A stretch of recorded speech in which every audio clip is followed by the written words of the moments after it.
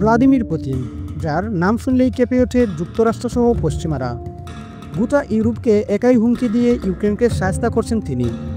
যুক্তরাষ্ট্র, যুক্তরাজ্য, ফ্রান্সের মতো শক্তিশালী দেশগুলোও ইউক্রেনকে সরাসরি অস্ত্র দিয়ে সহায়তা করেও তার কিছুই করতে পারছে না। বাধ্য হয়ে যুক্তরাষ্ট্রই পুতিনের কাছে ধর্ণা দিচ্ছে।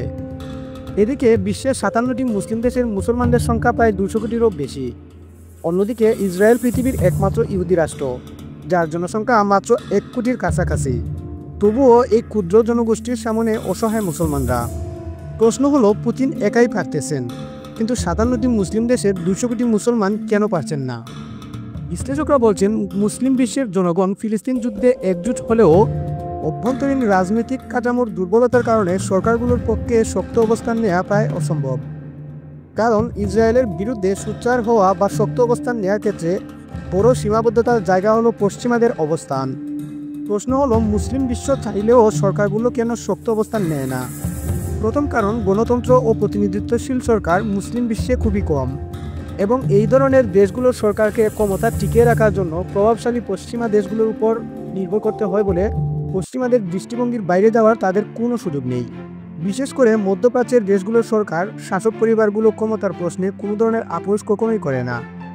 আবার এইসব দেশে গণতন্ত্র ও প্রতিনিধিত্বশীল সরকার ব্যবস্থাও কাজ করে না। বিশেষ করে লিবিয়া ও সিরিয়ার ঘটনার পর আরব দেশগুলোর রাজ পরিবার নিজের ক্ষমতা টিকিয়ে রাখার বিষয়ে বেশি উদ্বিগ্ন।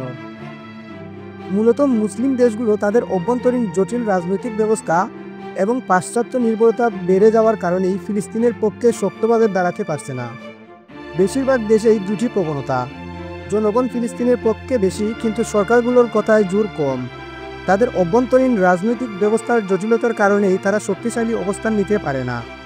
আবার গণতান্ত্রিক পদ্ধতিতে শাসক নির্বাচন ব্যবস্থার সুযোগ আছে ইরানে। দেশটি যুক্তরাষ্ট্র ও ইসরায়েলের বলয়ের বিরুদ্ধে দীর্ঘকাল শক্ত অবস্থান নিয়ে আসছে।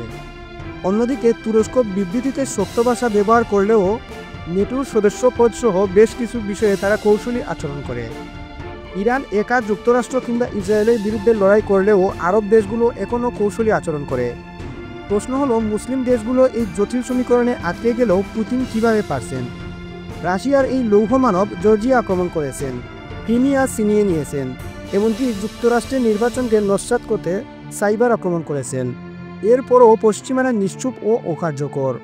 বিশ্লেষকরা বলছেন, মুসলিম দেশগুলো যদি নিজেরা সামরিক ও প্রযুক্তিগত দিকে শক্তিশালী হওয়ার চেষ্টা করত, গণতন্ত্র প্রতিষ্ঠা করত, পশ্চিমাদের বাদ দিয়ে নিজেরাই আত্মনির্ভরশীল হয়ে উঠত, পারস্পরিক সহযোগিতা বৃদ্ধি করত, তাহলে গোটা বিশ্ব মুসলমানদের কাছে ধর্ণা দিতে বাধ্য হতো। বর্তমানে বিশ্বের 57টা মুসলিম দেশের জায়গায় একা রাশিয়া থাকলেও এতদিনে ইসরায়েলের অস্তিত্ব মুছে দিত। এক্ষেত্রে মুসলিম বিশ্ব পশ্চিমাদের ভয়ে ভীত হলেও রাশিয়া, যুক্তরাষ্ট্র কিংবা পশ্চিমাদের হুমকি দামকি পাত্তা দিত না বলেও মত বিশ্লেষকদের।